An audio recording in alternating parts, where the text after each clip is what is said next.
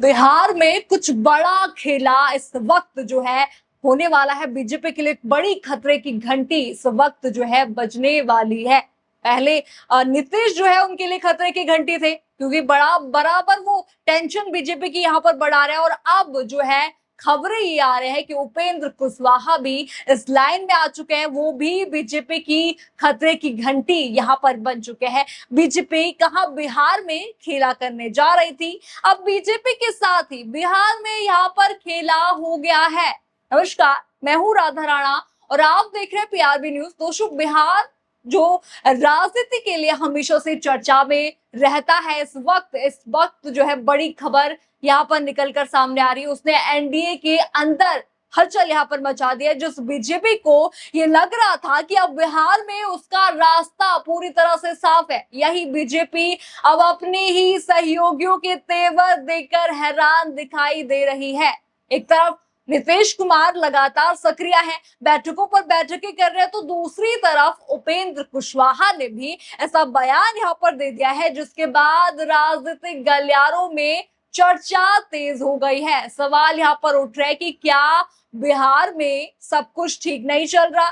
क्या सहयोगी दल बीजेपी को खुला संदेश यहाँ पर दे रहे, और क्या आने वाले दिनों में बिहार एनडीए के भीतर बड़ा सियासी भूचाल देखने को मिल सकता है? क्योंकि जिस तरह की खबरें निकलकर सामने आ रही हैं, उन्हें देखकर यही लग रहा है, यही कहा जा रहा है कि बिहार में सहयोगी दल अब दबाव की राजनीति स्वीकार करने के मूड में नहीं है। सबसे पहले आप जरा ये हेडलाइन देखिए, नवभारत टाइम्स की ये हेडलाइन है। आप देखिए, बड़े बड़े अक्षरों में यहाँ पर लिखा है कि बीजेपी का उपेंद्र कुशवाहा को मैसेज, विलय कीजिए या किनारे लग जाइए, सम्राट के रहते दूसरे की क्या जरूरत। यह हेडलाइन यहाँ पर देखिए, कितनी बड़ी हेडलाइन है। हेडलाइन आपने देखा, इस बहुत ही बड़ी हेडलाइन है, बहुत कुछ कह रही है, बहुत कुछ बयां कर रही है। सवाल यहाँ पर ये उठ रहा है कि क्या बीजेपी अब अपने सहयोगी दलों को पीछा जो है छोटा करने की रणनीति यहाँ पर अपना रही है?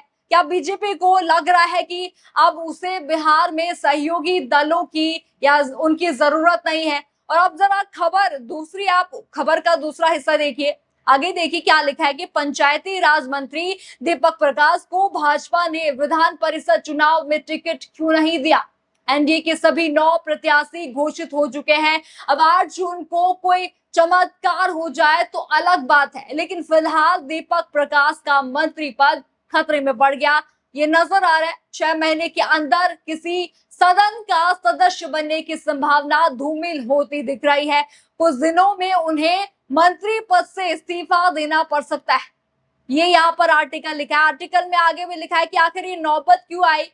ये आर्टिकल आपने देखा, यानी सिर्फ सहयोगी दल ही नहीं बल्कि बीजेपी के अंदर लिए जा रहे फैसलों पर भी सवाल यहाँ पर उठने लगे। ऐसे में बिहार की राजनीति का तापमान लगातार बढ़ता जा रहा है। अब सोशल मीडिया पर भी माहौल जो है तेजी से गर्माता जा रहा है। वायरल ट्वीट आप देखिए, पहला ट्वीट आप सुनील यादव का ये ट्वीट देख लीजिए।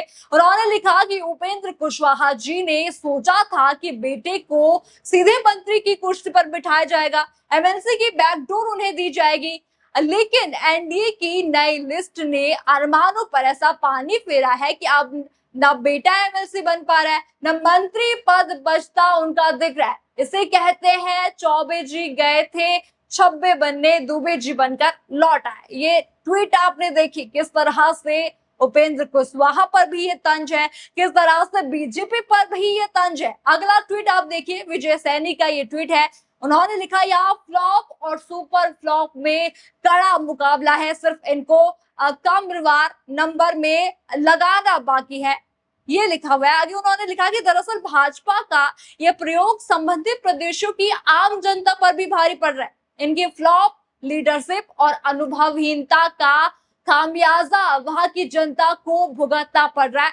जैसा बीजेपी का चरित्र है, हो सकता है इनको चुनावों से पहले हटा दिया जाए, परंतु तब तक शायद बहुत देर हो जाए।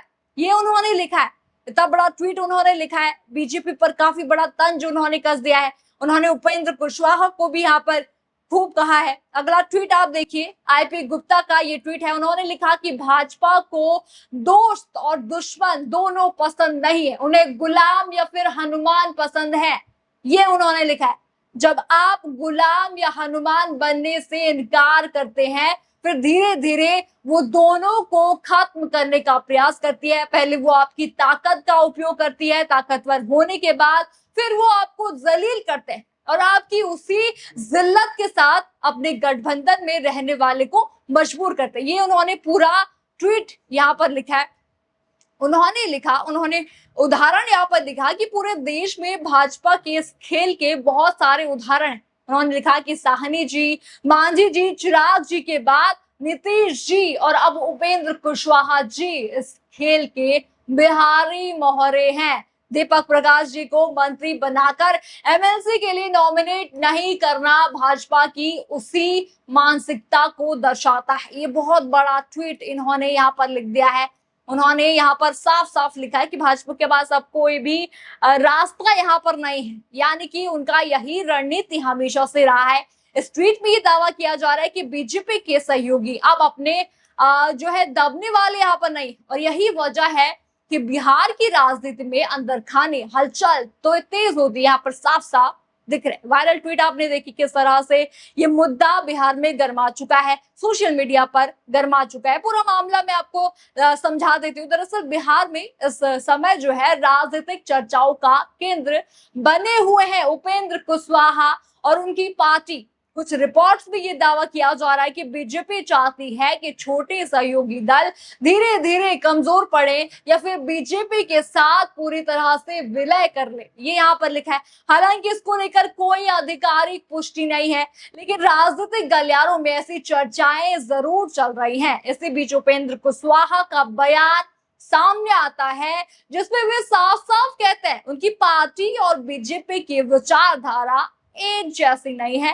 गठबंधन राजनीतिक जरूरत हो सकती है, लेकिन इसका मतलब ये नहीं कि दोनों का एक हो गए।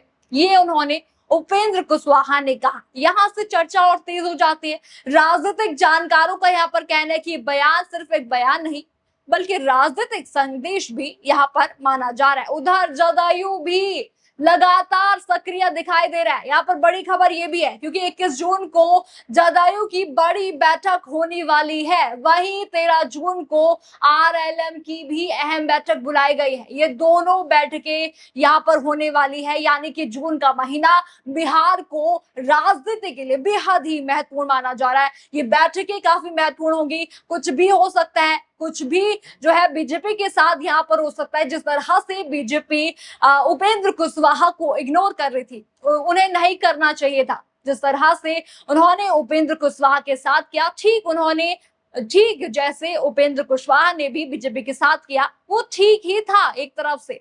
13 जून और 21 जून ये 2 तारीखें बहुत बड़ी है बीजेपी के लिए भी, आम जनता के लिए भी, देशवासियों के लिए भी, सभी के लिए। कुछ भी हो सकता है।